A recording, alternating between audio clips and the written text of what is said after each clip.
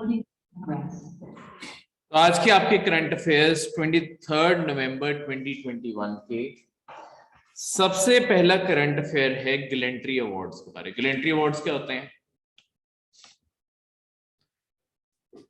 देखो, किसी को भी जो मतलब जैसे हमारी आर्म्ड फोर्सेस होगी, मिलिट्री, नेवी, कोई भी होगी, उन्हें बहादुरी के लिए कोई भी जो अवार्ड देना है, और उसके अलावा सिविलियंस को भी ये अवार्ड मिलते हैं, पर बहादुरी के कोई भी जो बहादुरी का एक्ट होता है उसके लिए गैलेंट्री अवार्ड दिए जाते हैं।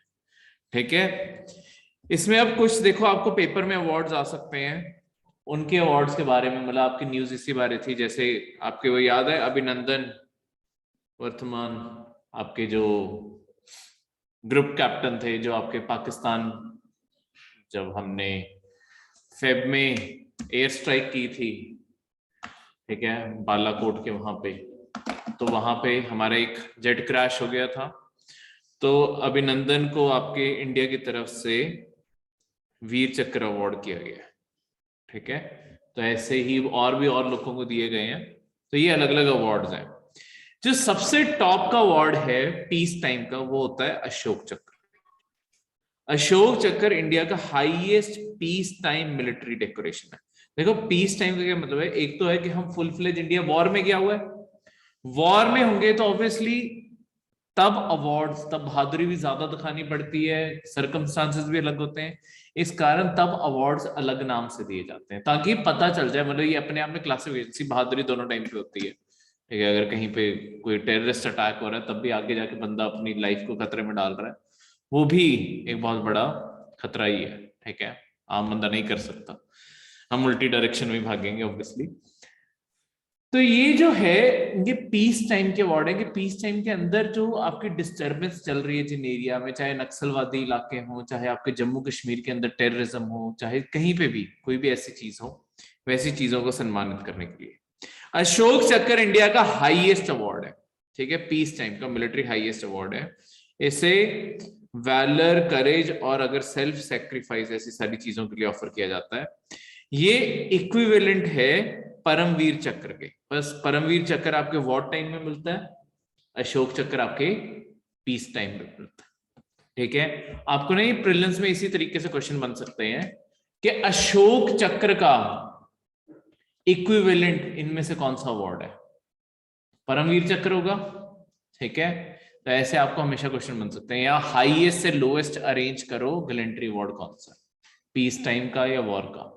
ठीक है, क्लियर है? ऐसे सारे आपको अवार्ड बन सकते, मतलब पूछे जा सकते हैं। जैसे अशोक चक्र के बाद सेकंड जो ऑनर में आता है वो आता है कीर्ति चक्र।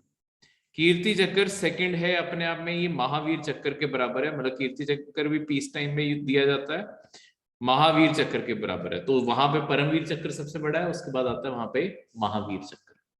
ठीक है, ये अवार्ड्स याद रखना, ये सिर्फ मिलिट्री के लोगों को नहीं दिए जाते, पहले ये मिलिट्री के लोगों को ही दिए जाते थे, अब ये सिविलियंस को भी दिए जाते हैं।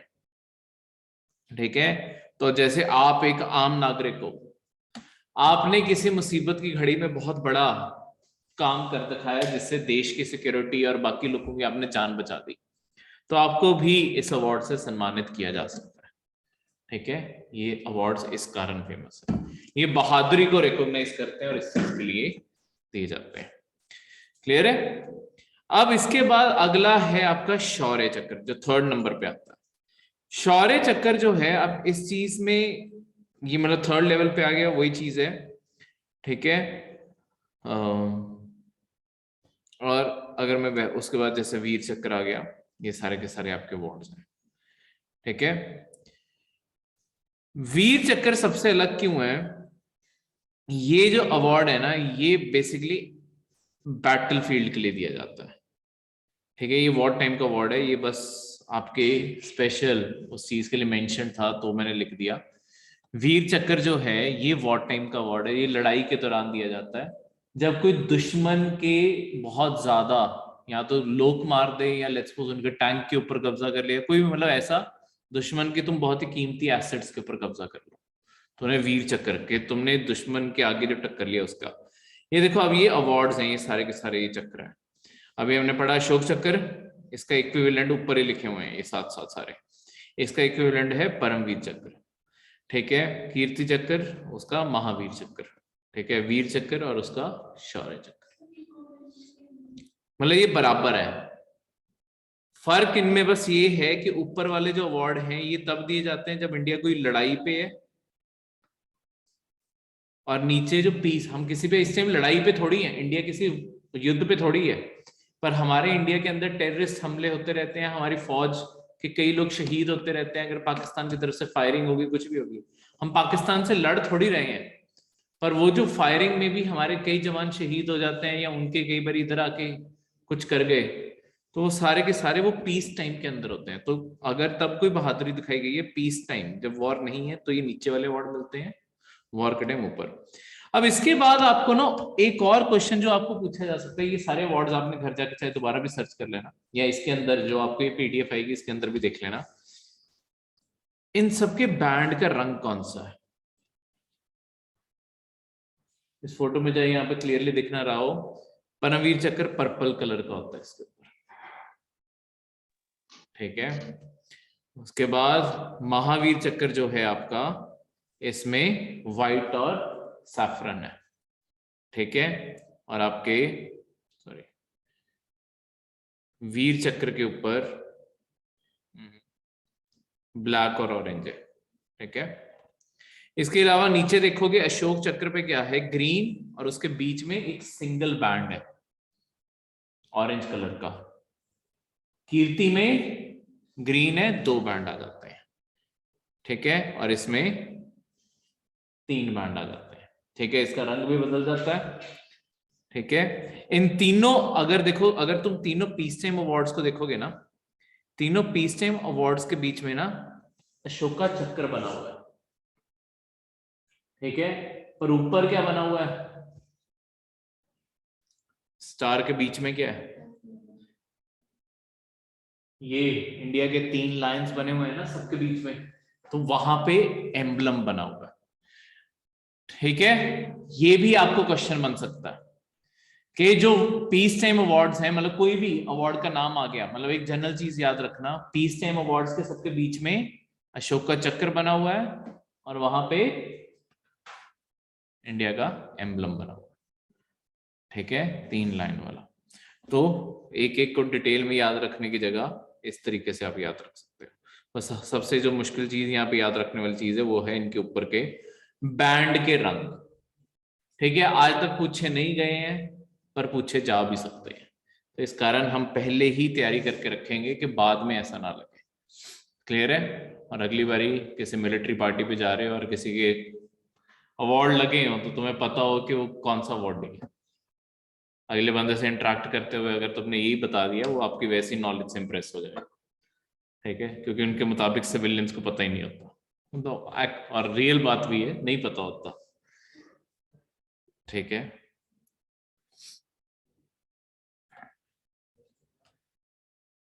अगला जो आपका करंट अफेयर है वो है डेफामेशन बारे। डेफामेशन क्या होती है,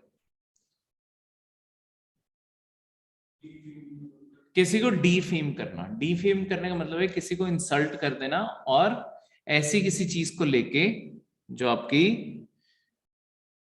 मानहानि का जो मामला होता है, बिल्कुल, कि किसी को डीफेम करना, किसी की रेप्यूटेशन डैमेज कर देना, किसी के बारे ऐसी बातें फैलाना कि उसकी वैल्यू, उसकी जो समाज में इज्जत है वो डैमेज हो रही है, ठीक है। तो वो क्या कर सकता है, लेट्स सपोज आप किसी के खिलाफ ऐसी कोई बातें बोल रहे हो, आपके पास कोई सबूत नहीं है, कुछ नहीं है, आप ऐसे किसी के खिलाफ कुछ भी बोली जा रहे हैं, अगर सही सबूत है, ठीक है, लेट्स सपोज आप किसी पॉलिटिशियन को कह रहे हो ये करप्ट है, ये है, ये वो है, वो कह सकते हो, पर तुम्हारे पास सबूत होने चाहिए, ठीक है। अगर तुम्हारे पास सबूत नहीं है, तुम रैंडमली बोली जा रहे हो, तो वो बंदा आपके खिलाफ डेफेमेशन कर सकता है कि ये मेरी इमेज डैमेज करने की कोशिश कर रहा है पब्लिक में। अब डेफेमेशन 2 टाइप का होता है, सिविल डेफेमेशन और क्रिमिनल। देखो आपके ओवरऑल लॉज ही 2 टाइप के होते हैं, आपका सिविल भी होता है, क्रिमिनल भी होता है। सिविल डेफेमेशन का मतलब होता है, देखो जब भी सिविल लॉ की बात आएगी ना, सिविल लॉ ऐसी चीज होती है जो आपकी मनी में सेटल की जा सकती है, पैसे में सेटल की जा सकती है। क्रिमिनल जो होता है उसका मतलब है कि आपकी जो जेल होगी, ठीक है, इसमें पहली बात पैसे में सेटल की जा सकती है।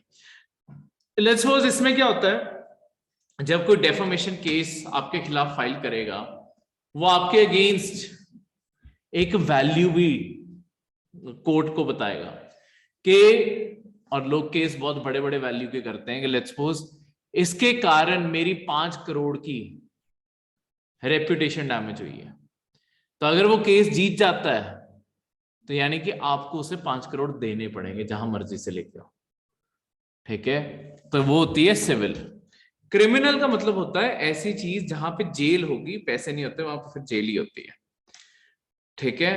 तो यहाँ पे अप टू 2 इयर्स की जेल हो सकती होती है अगर जेल हुई, ठीक है। अब सिविल डेफामेशन आपके किसी ऐसी चीज के ऊपर लगता होता है जो आप अपने आप में स्टेटमेंट गलत है, ठीक है, मतलब वो स्टेटमेंट जो तुम बोल रहे हो उसका कोई ठोस सबूत नहीं है, ठीक है, और ना तुमने उस पर्सन के कंसेंट से कोई स्टेटमेंट ली है। बस फर्क ये है कि यहाँ पे तुम मॉनेटरी वैल्यू में सेटल करना चाहते हो।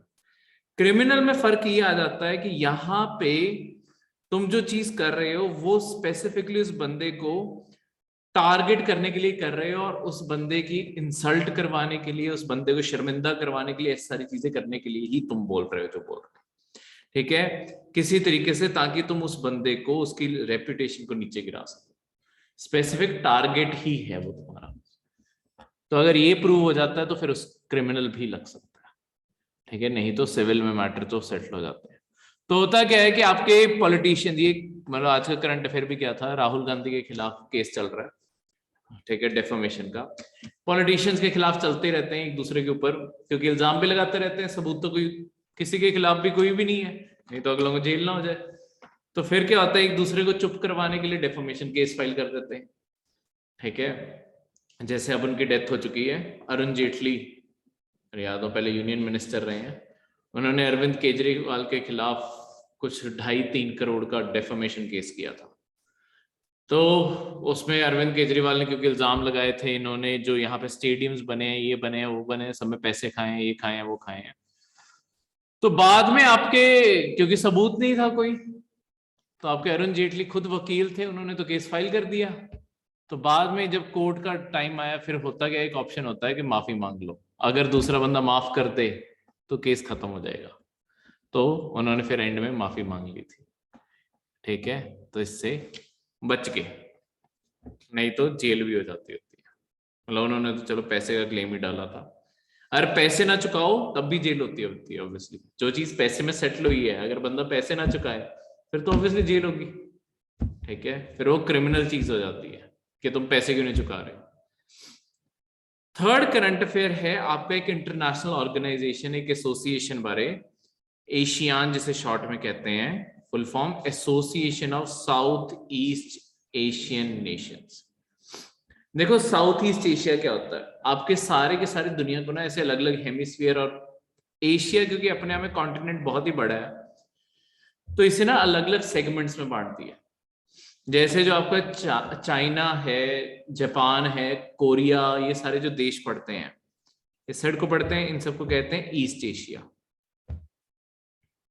ठीक है। हम जो है इंडिया, पाकिस्तान, आपका नीचे श्रीलंका, बांग्लादेश, हम सबको कहते हैं साउथ एशिया। हम दोनों के बीच में जो कंट्रीज और पड़ गई है, Indonesia, Malaysia, Thailand, Vietnam, Laos, Philippines, ये सारे देश इस साइड को पड़ते हैं, इन सबको कहते हैं साउथ ईस्ट एशिया, ठीक है। ऐसे ही यहां पे जब जो ऊपर आ जाती हैं उन्हें कहते हैं सेंट्रल एशिया, ठीक है। जो इधर अफगानिस्तान ऑनवर्ड जितने ईरान, इराक, ये सारी जो कंट्रीज हैं, इन सबको कहते हैं मिडल ईस्ट। फिर जो लेबनान, वो सब आ गए, ठीक है, वो सारे आपके वेस्टर्न एशियन कंट्रीज होगी, और बस ये सारा का सारा एशिया। नॉर्थ में तो सिर्फ रशिया ही है, बस वो एक ही कंट्री है, ठीक है, टॉप पे एक ही देश घूम रहा है, वो वही है। क्लियर है। तो ये जो एशियन है, ये 10 देशों का एक समूह है, 10 देश। कौन से ग्रुप है? 10 देशों का जो साउथ ईस्ट एशिया में पड़ते हैं। इन सब ने क्या किया है, अपने साथ मिलके ना अपनी economy, polity, security, military, education, socio cultural integration, सारी की सारी चीजें ना अपनी जोड़ ली है। ये देश ना आपस में बहुत ज्यादा जुड़े हुए हैं, एक साथ मिलके फैसले लेते हैं, इंटरनेशनली एक साथ चलते हैं ये सारे देश। ठीक है, तो इन सब ने ये कॉमन जो ऑर्गेनाइजेशन बनाई, इसी के कारण ये ऐसे हैं। ये ऑर्गेनाइजेशन 1967 में बनी थी। ठीक है, और स्टार्टिंग में सिर्फ 5 देशों ने बनाई थी, अब इसमें टोटल 10 देश हैं। 5 देश जो स्टार्टिंग के थे, इनका नाम भी याद रखना, Indonesia, Malaysia, Philippines, Singapore, Thailand. कौन सी डिक्लेरेशन थी जिसके ऊपर इन्होंने साइन किया?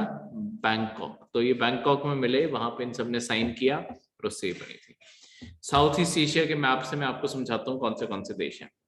देखो ये बर्मा नहीं है इसका नाम म्यांमार है। हमारा पड़ोसी देश है इंडिया है, इंडिया के बिल्कुल साथ में ये म्यांमार पड़ गया। म्यांमार से इस साइड को जाएगी ये थाईलैंड, ये देश है लाओस, ये देश है वियतनाम जो इस रंग में है, यहाँ पे नीचे है कंबोडिया। थाईलैंड से नीचे जाओगे यहाँ पे पड़ता है मलेशिया।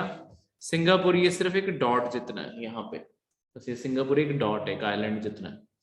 फिर ये नीचे जो एक रंग में सारा का सारा इंडोनेशिया है। ठीक है, ये ऊपर मलेशिया का पार्ट इस साइड को आ गया, ये आपका न्यू गिनिया आ गया। ठीक है, जो इसका पार्ट नहीं है वैसे, और ये फिलीपींस। ये सारे के सारे देश आपके एशियन बनते हैं। ठीक है, अब ये जो मैप है जो यहाँ पे दिया है, आपने इस मैप में से 2 चीजें ध्यान से पढ़नी है।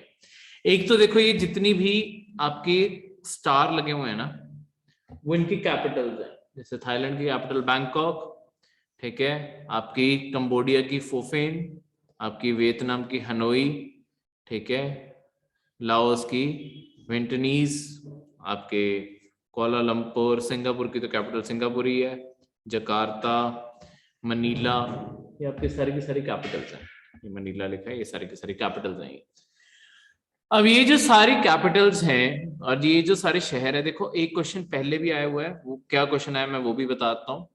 आपने ना ये सारी कैपिटल को इस तरीके से स्टडी करना है कि नॉर्थ में सबसे ज्यादा कौन सी पड़ती है। देखो ये सबसे नॉर्थ में है, उससे थोड़ा सा देखो यहाँ पे ना ये बर्मा देश के बारे में गलती हुआ है, जब जैसे कि इसकी कैपिटल यहाँ पे रंगून लिखी है, अब कैपिटल इसकी चेंज हो गई है, यहाँ पे अब ऊपर आ गई है नौफिडा हो गई है। ठीक है, ये मैप लेटेस्ट नहीं है जो इस पीडीएफ में अटैच्ड है, तो अगर आप वैसे सर्च करोगे इसकी कैपिटल नौफिडा है, म्यांमार की कैपिटल की लोकेशन देख लोगे। आपने इन सारे कैपिटल्स को ना नॉर्थ टू साउथ अरेंज करके देखना है। ठीक है, ये उससे नीचे आ गई, ये देखो इसके बाद मनीला आ जाती है, फिर आपकी बैंकॉक आ जाता है, फिर ये आ जाता है, फिर आपके कोलालंपुर आ जाता है, फिर सिंगापुर और जकार्ता सबसे नीचे है। आपको ये क्वेश्चन आ सकता है कि ये सारे शहरों को, देखो हमेशा सिर्फ कैपिटल शहरों के बारे आता है, इन सारे शहरों को नॉर्थ टू साउथ अरेंज करो। ठीक है, या साउथ टू नॉर्थ अरेंज करो। ठीक है, एक तो ये क्वेश्चन बन सकता है। दूसरा क्वेश्चन जो बन सकता है वो है इन शहरों को वेस्ट, ये वेस्ट डायरेक्शन आ गई, ईस्ट डायरेक्शन आ गई, इस तरीके से भी हमने अरेंज करके देख लेना। ठीक है, इसके बाद इसके बाद इसके बाद फिर ये आती है और फिर जकार्ता आता है। ठीक है, ये तो क्लियरली यहाँ पे पड़ती है। क्लियर है, मैं वेस्ट टू ईस्ट भी याद कर लूंगा। और जो एक पेपर में क्वेश्चन आया हुआ है मैं उसके अकॉर्डिंग आपको बताऊं। ये मैप देखो, सारी दुनिया हमने एटलस तो याद करनी ही है, सारी दुनिया एक साथ याद करोगे मुश्किल लगेगा, थोड़ी थोड़ी करके याद करोगे अपने आप आसान लगेगा। तो दुनिया का एक कोना अच्छे से कर लो, फिर कोई और कोना कर लेंगे, कभी कोई और कोना कर लेंगे, करते करते सारी दुनिया कंप्लीट हो जाएगी। ये मैप आपने डिटेल से पढ़ना है। इसके बाद अगली चीज क्या है, देखो जो क्वेश्चन आया हुआ है ना, ये जो इक्वेटर है, ये देखो ये 0 डिग्री लिखा है ना, इक्वेटर है ये। आपके यही शहर आए, ठीक है, आपके क्वेश्चन क्या आया हुआ है प्रीवियस ईयर पेपर में, ये जो आपका इक्वेटर है, इक्वेटर से आपके ये जो मैं आपको कैपिटल शहर बता रहा हूं ना, ये क्वेश्चन आया कि कौन सा शहर इक्वेटर से सबसे पास से दूर पड़ता है अरेंज करने। तो सबसे पास में देखोगे ये सिंगापुर सबसे पास है, कोलालंपुर इससे दूर है, ठीक है। अब बाकी शहरों से ज्यादा पास में जकार्ता पड़ता है, दूरी में तो कम ही है ना, चाहे दूसरी साइड को, दूरी में तो कम ही है। फिर फोफेन, फिर बैंकॉक और फिर आगे आगे। करंट अफेयर कर रहे हैं अभी, ठीक है, तो अगले करंट अफेयर से जुड़ जाएगा। तो ये सारी की सारी चीजें इस तरीके से आपको याद करनी, क्लियर है। इसके अलावा देखो एक मैप से कितनी इंफॉर्मेशन निकल सकती है, बथेरे टॉपिक्स में आपको इससे निकाल कर दिखाता हूं। इसके अलावा क्या है, ये देखो, ये हमारे यहाँ पे ये अंडमान एंड निकोबार के, ये जो इंडिया के आइलैंड्स हैं ये रहे, ठीक है, ये अंडमान एंड निकोबार के आइलैंड्स हैं। अब अगर ये मैंने आपको नीचे बताया, ये देखो जिस रंग में देश है, ये इंडोनेशिया बना हुआ है। आपको क्वेश्चन आ सकता है अंडमान एंड निकोबार जो इंडिया के आइलैंड्स हैं और जो आपके इंडोनेशिया देश है, इसके बीच में कौन सा पानी का, देखो नैरो रास्ता रह गया ना पानी का, उन्हें हमेशा या तो चैनल कहते हैं या स्ट्रेट कहते हैं। जहां पे पानी थोड़ा सा नैरो हो जाता है ना, उसे हमेशा या तो चैनल या स्ट्रेट कहते हैं, ठीक है। नहीं तो समुद्र हमेशा खुला हुआ होता है, जहां पे वो बीच में कहीं टाइट सी जगह से निकलता होता है, मतलब लैंड, दो लैंड के बीच में आ जाता है, उसे हमेशा कहते हैं कि वो कोई चैनल। तो देखो यहाँ पे अगर अंडमान एंड निकोबार के वहां देखोगे तो ये है आपका ग्रेट चैनल, जो इंडिया और इंडोनेशिया के बीच में। आपको डायरेक्ट क्वेश्चन आ सकता है। तो देखो वैसे हम जहां जहां फैक्ट याद करने निकलेंगे, फैक्ट याद करने में बहुत ज्यादा टाइम भी लग सकता है और शायद मिले भी ना। मैप से यही फायदा रहता है, मैप के अंदर सब कुछ ऐसी चीजें होती हैं। यहां पे देखो मलेशिया और इंडोनेशिया के बीच में स्ट्रेट ऑफ मलक्का, MALACCA, ये स्ट्रेट ऑफ मलक्का हम बहुत जगह पढ़ेंगे। देखो ये जो है ना, जब इंडिया चाइना का इश्यू भी पढ़ते हैं, इंडिया के लिए स्ट्रेट ऑफ मलक्का बहुत जरूरी है। अगर पूरी दुनिया का मैप देखोगे, अगर मैं इसे पूरी दुनिया के मैप के कंटेक्स्ट में आपको समझाऊं, हमारे लिए अंडमान एंड निकोबार के आइलैंड जो हमसे इतनी दूर पड़ते हैं, हमारे लिए इतने इंपॉर्टेंट कि उनके ऊपर कंट्रोल बनाए रखना, वो ये स्ट्रेट ऑफ मलक्का के कारण है। ये देखो ये जो अंडमान एंड निकोबार है, दुनिया का ज्यादातर तेल इसी साइड से आ रहा है। तेल जैसे आपके चाइना को लेट्स सपोज तेल चाहिए, चाइना ये ऊपर जाके पड़ता है, ठीक है। तो होता क्या है, ज्यादातर दुनिया का सारा जो ट्रेड है वो समुद्र से ट्रैवल करता है। अब आपके मिडिल ईस्ट से लेट्स सपोज सऊदी अरेबिया से तेल चला, तेल ने चाइना जाना है, वो तेल यहीं से निकलेगा, यहां से क्रॉस करके चाइना जाएगा, तो ये पूरा रास्ता तय करके जाता है। इंडिया के लिए स्ट्रेट ऑफ मलक्का इसलिए इंपॉर्टेंट पड़ता है क्योंकि इस साइड पे ये समुद्र पड़ता है आपका साउथ चाइना सी, और इस साइड पे इंडिया का कौन सा ओशन पड़ता होता है इंडिया के इस साइड पे, बे ऑफ बंगाल। ये दोनों को कनेक्ट करता है स्ट्रेट ऑफ मलक्का, और स्ट्रेट ऑफ मलक्का के बिल्कुल माउथ पे बैठे हुए हैं हम, ठीक है, अंडमान एंड निकोबार आइलैंड के साथ। हमने इसी कारण ये जो आपके अंडमान एंड निकोबार के आइलैंड्स हैं, यहाँ पे, हाँ जी, one of the most important shipping lane है, बहुत यहाँ से सारा का सारा सामान यहीं से पास करता है, मतलब दुनिया का बहुत बड़ा वॉल्यूम जो ट्रेड का है ना, वो यहाँ से पास करता है। इसी कारण हमने, इंडिया ने ना अपनी यहाँ पे ट्राई कमांड बना के रखी हुई है। ट्राई कमांड का मतलब है आर्मी, नेवी और एयरफोर्स तीनों की कमांड है यहाँ पे। वो इसीलिए कि अगर हमें कभी भी वॉर टाइम पे जरूरत पड़ गई, हम ये पूरा रास्ता ब्लॉक कर सकते हैं। ये रास्ता ब्लॉक कर दिया, चाइना को ये जो तेल जा रहा था, बाकी सारा सामान जा रहा था, वो सारा का सारा रुक जाएगा, तो हम उनकी सप्लाई लाइन काट सकते हैं। इस कारण अंडमान एंड निकोबार की इंपॉर्टेंस है। और वहां पे भी कई बार करंट अफेयर में कहीं पे रैंडमली स्ट्रेट ऑफ मलक्का आ जाएगा, या कोई वैसे कोई आर्टिकल सुन रहे हो या किसी एक्सपर्ट को वैसे सुन रहे हो कहीं पे, तो straight of Malacca directly refer कर देंगे कि जैसे इंडिया का स्ट्रेट ऑफ मलक्का के ऊपर जो होल्ड है वो सब कुछ है, वो इसलिए हमें पहले प्रायर नॉलेज होनी चाहिए, तभी तो हम पेपर में खुद के लिए भी यूज करेंगे, ठीक है। ये चीज ऐसे। इसके अलावा आपके जो बाकी यहाँ पे वाटर बॉडीज है ना, अपने वो भी ध्यान से देखनी है। गल्फ ऑफ थाईलैंड कहाँ पड़ता है, गल्फ ऑफ टॉनकिन, ये देखोगे आपके वियतनाम और यहाँ पे चाइना आ गया, इन दोनों के बीच में पड़ता है गल्फ ऑफ टॉनकिन, ठीक है, ये यहाँ पे पड़ता है। उसके बाद ये फिलीपींस देश और ऊपर ये चाइना, ताइवान, जैसे भी तुम लगाना चाहो, लुजॉन स्ट्रेट पड़ता है इनके बीच में। जो ऐसी छोटी छोटी टर्मिनोलॉजी है ना, देखो मैप कभी भी सडनली सारा का सारा ऑब्वियसली नहीं याद होगा, पर हम धीरे धीरे एक एक करके चीजें पढ़ेंगे ना, तब चीजें ये अपने आप याद होने लग जाएंगी। ठीक है, तो इस कारण सारा का सारा इस पूरे मैप को अच्छे से पढ़ना, जो भी चीज है, धीरे धीरे आपकी ओवर द टाइम ज्योग्राफी अपने आप स्ट्रांग हो जाएगी। ठीक है, वो यही कमी रहती है, क्योंकि जब हम स्कूल में पढ़ते हैं तब तो रट्टा ही मार रहे थे। ठीक है, तो मैप को भी ध्यान से पढ़े ही नहीं, यहाँ पे अब हम मैप ध्यान से पढ़ेंगे, तो अपने आप आपकी ज्योग्राफी की अंडरस्टैंडिंग ही बढ़ जाएगी।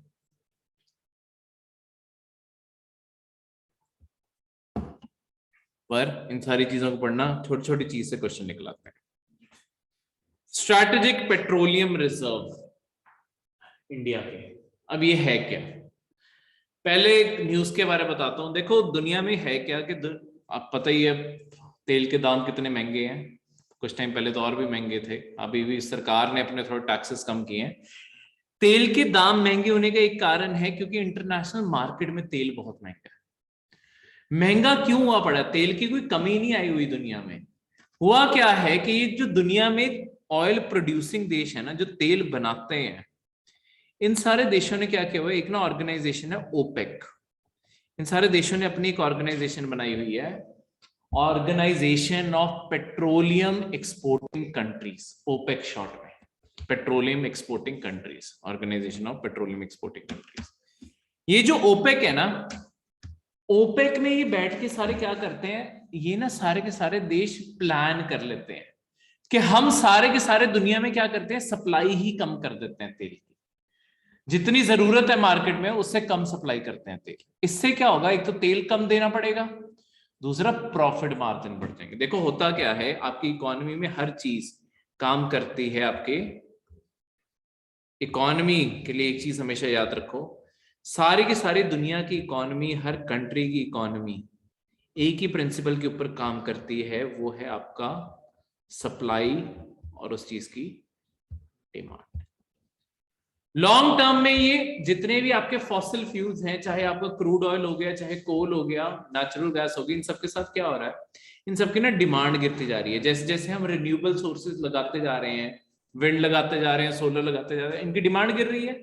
इलेक्ट्रिक गाड़ियां आ रही हैं तो तेल भी कम डलवाएंगे लोग, तो इनकी डिमांड गिर रही है। इससे तकलीफ है ये सारे देशों को जो पहले इतने अमीर हो चुके हैं तेल बेच बेच के, जैसे सऊदी अरेबिया हो गया, यूएई हो गया, इन सारे देशों की ये बहुत बड़ी प्रॉब्लम है कि हमारे प्रॉफिट्स गिरते जा रहे हैं। तो ये क्या कर रहे हैं, ये जानबूझ के ना अपनी सप्लाई भी गिराते जा रहे हैं, क्योंकि अगर मार्केट में कोई चीज ज्यादा अवेलेबल होती है, ठीक है, मैं इसका उल्टा केस समझाता हूँ, जो मेरा क्लासिक एग्जाम्पल है उसी से ही, सप्लाई डिमांड का।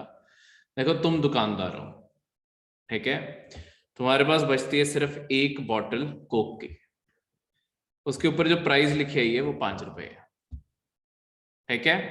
तुम्हारे पास 3 कस्टमर आ जाते हैं, ए बी और सी, तीनों लोग ऐसे हैं जिन्हें चाहिए ही चाहिए कोक, ठीक है, मतलब रोज पीनी पीनी है उन्होंने, मर जाएंगे नहीं तो वो, ठीक है, जितना पैसा है वो सारा का सारा देने को तैयार है। ए अपने साथ पूरा हिसाब से 5 रुपए लेके आया था, ये 6 लेके आया था, ये 7 लेके आया था, तीनों एक साथ आए हैं। अब आप दुकानदार हो, आपको फैसला करना है, बोतल तो एक ही है, किससे दोगे और कितने की दोगे?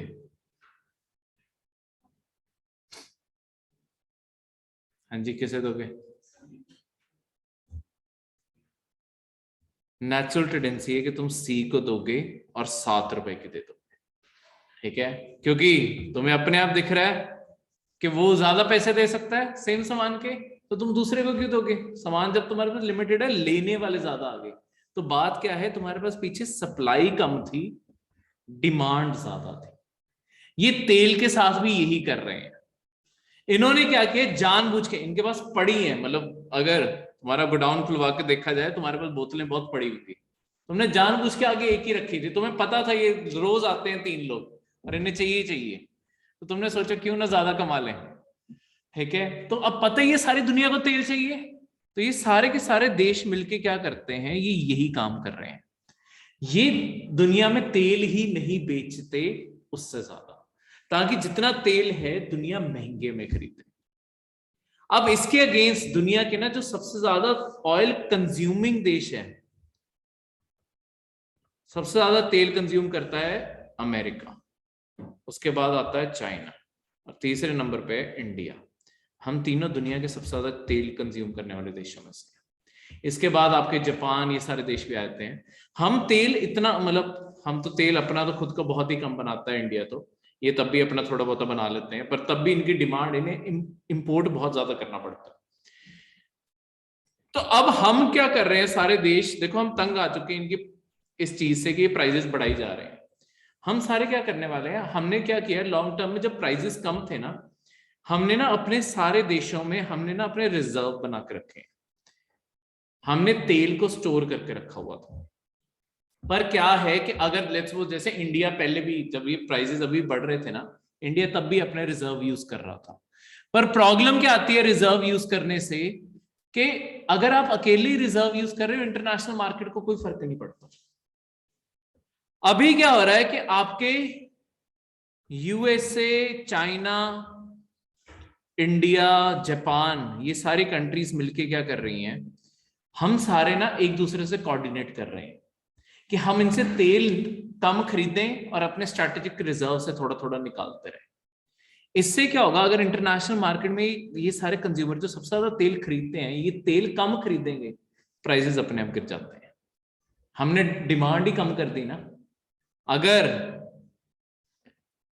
ये तीनों लोग आए, ये तीनों लोग आके कहें कि काम करो, ये बोतल दे दो, हम तीनों एक दूसरे में शेयर कर लेंगे, बेकी तो तुम्हें फिर भी 5 की ना, तो बात यही आ गई। हम अब ये करने लगेंगे इस साइड पे, हम पहले एक दूसरे से कंपीट कर रहे थे, हम आपस में जुड़ रहे हैं ताकि इनकी मोनोपोली तोड़ सके, ये जो इतना हद से ज्यादा प्रॉफिट कमा रहे हैं। ठीक है, क्योंकि थोड़ा टाइम इन्हें भी पिंच करेगा, हमें पिंच करेगा। अब ये कंपटीशन शुरू हो जाएगा कि पहले कौन हार मानेगा, या तो वो पहले हार जाएंगे या हम पहले हार जाएंगे।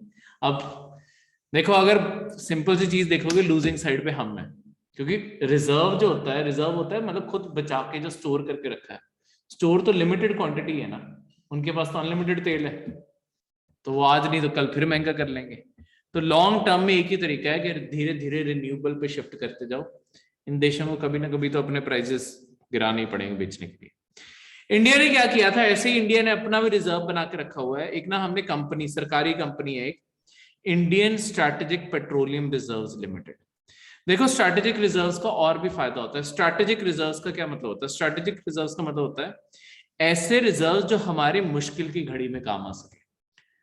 लेट्स सपोज कल इंडिया वॉर पे जाता है, वही जो मैंने आपको चाइना का सिनेरियो बताया, अगर कल हमारे यहाँ की सप्लाई कट जाए तेल की, हमारे तो साथ के साथ जितनी मशीनरी है वो सारी रुक जाएगी। जो टैंक चलाने, कुछ भी चलाने, तेल ही नहीं होगा। तो हम क्या करते हैं, ऐसे सिनेरियो के लिए थोड़ा सा स्ट्रैटेजिक रिजर्व रख लेते हैं, जो जरूरत के टाइम कुछ दिन चल जाए, उसके बाद उतने दिनों में हम देख लेंगे हमें कहां से क्या अरेंज करना है, तो कुछ दिनों के लिए हमारी सप्लाई कटे ना। इसी के चलते हुए हमने ये कंपनी बनाई, और ये आपकी 5.22 मिलियन मीट्रिक टन तेल स्टोर करके रखती है। ठीक है, जो इंडिया की, देखो इंडिया की टोटल डिमांड, दिखने में मिलियन मीट्रिक टन बहुत बड़ा लग सकता है, इंडिया के अंदर, पूरे इंडिया के अंदर जो तेल की डिमांड है ना रोज की, उसके मुताबिक ये सिर्फ 9.5 दिन चलेगा। तो 9.5 दिन का हमने रिजर्व रखा हुआ है कि अगर कभी भी कोई मुसीबत आ गई, हमारे पास एक तरह से ऑलमोस्ट मतलब 10 दिन का रिजर्व पड़ा हुआ है, हम 10 दिन के लिए अपना काम चला सकते हैं। अगर बाहर से रोज तेल ना भी पहुंचे, 10 दिन तक इंडिया चल जाएगा। 11वें दिन जाके तेल बिल्कुल खत्म होगा, 11वें दिन जाके हमें देखना पड़ेगा कि क्या करना है। मतलब पूरी तरीके से 11वें दिन नहीं खत्म होगा, उसका एक और कारण भी है, क्योंकि जो हमारे इंडिया ना, इंडिया की एक बहुत बड़ी कॉम्प्लेक्स चीज है। हमारे लिए तेल के दाम महंगे होते हैं, तब भी हम फायदे में भी रहते हैं, नुकसान में भी रहते हैं। तेल के दाम गिरते हैं, हम तब भी फायदे में भी रहते हैं, नुकसान में भी रहते हैं। ये इंडिया की अलग ही इक्वेशन है। कैसे, देखो ये जो सारी कंट्रीज है ना, चाहे सऊदी अरेबिया, यूएई, इराक, ये सारे, ये ना तेल निकालते हैं, पर ये ना कच्चा तेल निकालते हैं, क्रूड ऑयल। ये कच्चा तेल क्या होता है, ये कच्चा तेल फिर आता है रिफाइनरीज में। दुनिया की सबसे बड़ी रिफाइनरीज जो है ना, वो इंडिया में है। तो ये अपना सारा कच्चा तेल एक्चुअली इंडिया भेजते हैं। तो इंडिया ये कच्चा तेल भेजेंगे, हम यहां से बनाते हैं पेट्रोल डीजल, ऐसे टोटल ना 24 प्रोडक्ट्स हैं, जिसमें से एक प्रोडक्ट आपकी जो वैसलीन है वो भी तेल में से बनती है। ठीक है, तो ये जो सारे के सारे प्रोडक्ट्स हैं ये रिफाइनरीज में बनते हैं। जो ये हमारे इंडियन ऑयल, ये सारी जो कंपनीज है ना, ये एक्चुअली रिफाइनरीज का काम करते हैं, जो इनका मेन बिजनेस है। हम तेल को रिफाइन करते हैं, फिर हम सारी दुनिया में भी बेचते हैं और अपने कंज्यूमर को भी वही देते हैं। तो अगर तेल सस्ता होता है, बेनिफिट होता है कि चलो हम जो एज अ आम नागरिक, हमें सस्ता मिलता है तेल। पर फिर होता क्या है, जो आपकी ये ऑयल कंपनीज हैं इन्हें घाटा भी होता है, क्योंकि ये दुनिया भर में भी सस्ता बिकेगा। अगर ये दाम बढ़ गया तो इन्हें भी सारी दुनिया में तेल महंगा बेचने का ऑप्शन मिल जाता है। तो इंडिया दोनों साइड पे फंसा रहता है। तभी इंडिया की सरकार को समझ नहीं आता होता जब तेल के प्राइसेस गिरते हैं या बढ़ते हैं कि करें क्या, क्योंकि हर साइड से हम फंसे हुए हैं। अगर हम सारा तेल ही बाहर से मंगाते होते फिर अलग ऑप्शन होते, या अगर हम सारा तेल बेच रहे होते वो अलग ऑप्शन होते, पर हम दोनों साइड पे फंसे हुए हैं।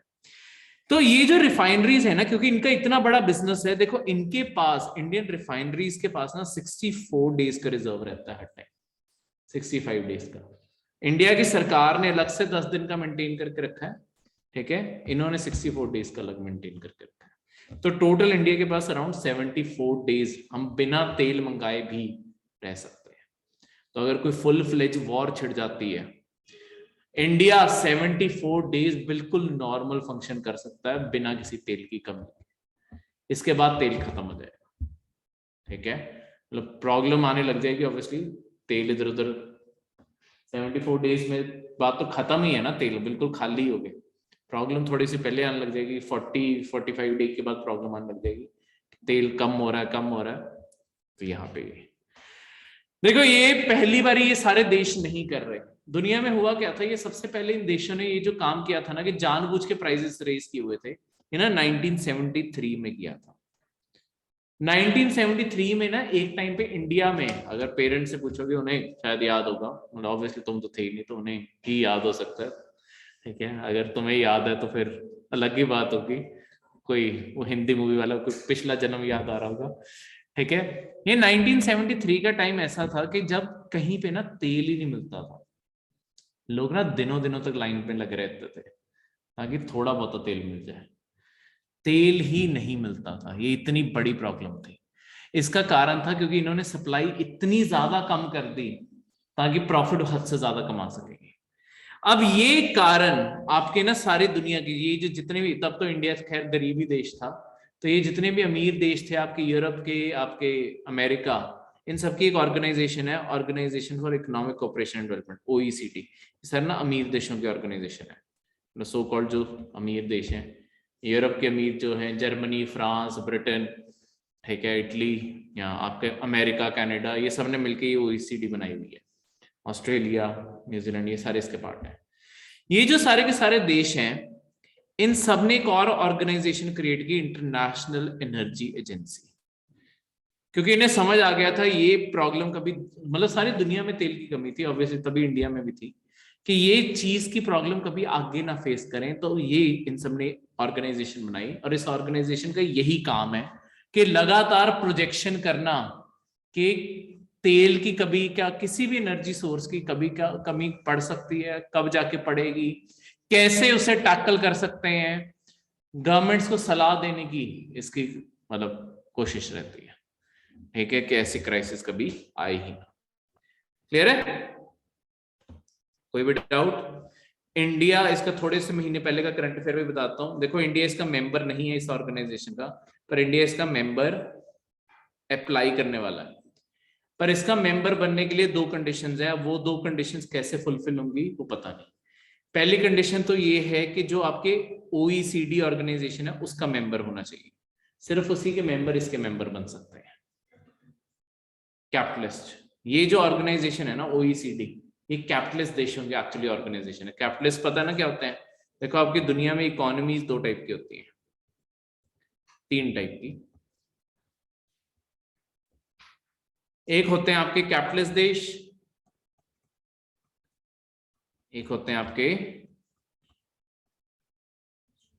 कम्युनिस्ट देश, और इन दोनों के बीच में एक तीसरा और आता है, वो है सोशलिस्ट। ठीक है, कम्युनिज्म भी सोशलिज्म होता है, पर ये एक्सट्रीम वर्जन है सोशलिज्म का। कैपिटलिस्ट आपके पूंजीवाद देश जैसे कि अमेरिका, यहां पे क्या होता है, हर चीज प्राइवेट सेक्टर चलाता है, हर चीज प्राइवेट सेक्टर ओन करेगा, लैंड, लेबर, फैक्ट्री, हर चीज प्राइवेट है, तो उसी के मुताबिक सब कुछ चलता है। कम्युनिज्म जो आपका अब देश खत्म हो गया है, पर पहले सोवियत यूनियन या जैसे यूएसएसआर कहते होते थे, ठीक है, 89 में खत्म हो गया। ये जो देश था सोवियत यूनियन या यूएसएसआर, ये था कम्युनिस्ट। यहाँ पे सिर्फ और सिर्फ सरकारी कंपनियां ही होती हैं, मतलब सब कुछ सरकारी होता है, घर भी सरकारी, किसी के पास कुछ भी प्राइवेट नहीं होता, मतलब आपका कोई प्राइवेट लैंड कुछ नहीं। चाइना कहने को कम्युनिस्ट है, चाइना में एक्चुअली कम्युनिज्म बचा नहीं है। चाइना शुरू कम्युनिज्म के तौर पे हुआ था, पर चाइना ने लॉन्ग टर्म में वो पॉलिसी छोड़ दी है, बस अब सिर्फ नाम में ही है उनके कम्युनिज्म। देखो ये जो लाल झंडे होते हैं ना, ये कम्युनिस्ट के होते हैं, इसलिए चाइना का भी लाल झंडा है, यूएसएसआर का भी लाल झंडा था, ठीक है। ये लाल रंग रेवोल्यूशन का होता है, लाल रंग, और कम्युनिज्म एक रेवोल्यूशन माना जाता है। इसमें क्या है कि आपका ना सब कुछ सरकार ओन करती है, आपको बस सरकार को अप्लाई करना है, घर देना सरकार की जिम्मेदारी, खाना देना सरकार की जिम्मेदारी, नौकरी देना सरकार की जिम्मेदारी, हर चीज सरकारी है। पर प्रॉब्लम यहीं पे आती है, क्योंकि सरकार सब कुछ नहीं दे सकती, तो अपने आप ये इसलिए देश ही फेल हो गया। अमेरिका इसलिए स्टैंडिंग रह गया क्योंकि हर बंदे को वहां पे कुछ। बीच में इंडिया का अपना मॉडल आता है। इंडिया ने क्या किया है, हमारे यहाँ पे पब्लिक सेक्टर भी है और प्राइवेट सेक्टर भी है। कोई बात नहीं, सुनो, आपके इंडिपेंडेंस से लेके आपके 1991 तक इंडिया में प्राइवेट पब्लिक सेक्टर ज्यादा बड़ा था, हर चीज सरकारी थी, सरकार ही सब कुछ करती थी। 1991 के बाद से हम लगातार देखा ही होगा, सरकार अपनी कंपनियां बेची जा रही है, सब कुछ सेल आउट करती जा रही है, धीरे धीरे प्राइवेटाइजेशन बढ़ती जा रही है। तो यही चीज है, अगर यही बोला जाता है कि अगर सरकार इसी प्लेटफॉर्म पर रही तो सरकार तो सब कुछ बेच देगी, अल्टीमेटली हर चीज प्राइवेटाइज होगी, यानी कि इंडिया धीरे धीरे मूव कर रहा है कैपिटलिज्म की तरफ, ठीक है। और अगर हम ये ऑर्गेनाइजेशन ज्वाइन करते हैं OECD, ये अमेरिका, ऑस्ट्रेलिया, न्यूजीलैंड, ये सारे अमीर जितने भी देश हैं, ये एक्चुअली अमीर हुए भी कैपिटलिज्म का रनिंग है। और ये जो OECD है, ये इसी चीज की कमिटमेंट मांगती है कि आप कैपिटलिज्म की तरफ काम करो, ठीक है। तो पहले इसका मेंबर बनना पड़ेगा। दूसरी, इंडिया के आगे प्रॉब्लम क्या है कि इंडिया का जो अपना स्ट्रेटेजिक ऑयल रिजर्व है, जो स्टॉक है, उसे 90 दिन तक लेके जाना पड़ेगा, कम से कम 90 दिन का तेल आपके देश के अंदर स्टोर्ड पड़ा हो, ठीक है, क्लियर है। तो इतने दिन का स्टोर कर कोई भी डाउट किसी भी करंट अफेयर में? नहीं, तो ये थे आपके आज के करंट अफेयर्स।